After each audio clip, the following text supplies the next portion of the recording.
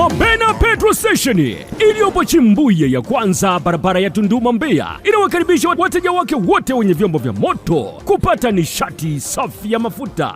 Jeshi la Polisi mkoa wa Songwe linafanya uchunguzi wa tukio la kifo cha Rebeka Mwakasegeli mwenye umri wa miaka 21, mhudumu wa baa ya Manga, ambaye alikutwa akiwa amefariki ndani ya chumba kimojawapo katika nyumba hiyo ya kulala wageni kilichopo katika baa hiyo.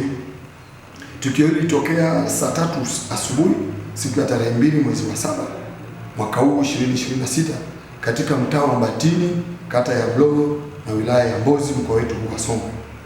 Awali, kabla ya tukio hilo, marehemu alionekana akiingia katika chumba hicho akiwa na mwanaume mmoja ambaye jina lake limehifadhiwa kwa sababu za kiupelelezi, lakini baada ya kupitia mapokezi na kujiandikisha wakiwa kama mtu na mteja wake, na marehemu alikutwa akiwa amefariki kesho yake asubuhi, huku mtuhumiwa akikutwa kwamba tayari alikuwa ameshaondoka katika chumba hicho, na juhudi za kumtafuta mwanamume huyo bado zinaendelea.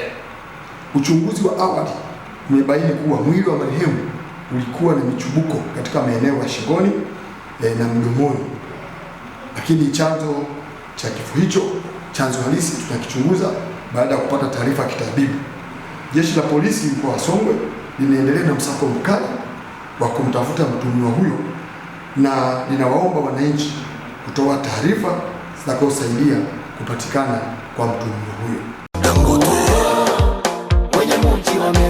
Mabena Petrol Station iliyopo Chimbuye ya kwanza, barabara ya Tunduma Mbeya, inawakaribisha wateja wake wote wenye vyombo vya moto kupata nishati safi ya mafuta yenye viwango bora na ujazo sahihi kwa matumizi ya chombo chako. Tunatoa huduma masaa 24. Tunapatikana Chimbuye ya kwanza ukitoka Tunduma na Chimbuye ya pili ukitoka Mbeya. Pia tunawakaribisha kwenye vituo vyetu vilivyopo Njombe mjini, Makambako mjini, Songea mjini, Masasi, Nyamwage na Kibaha Miembe 7.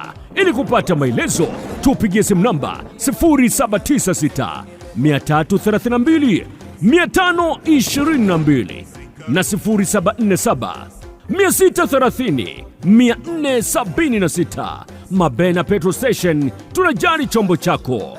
Nyote mnakaribishwa.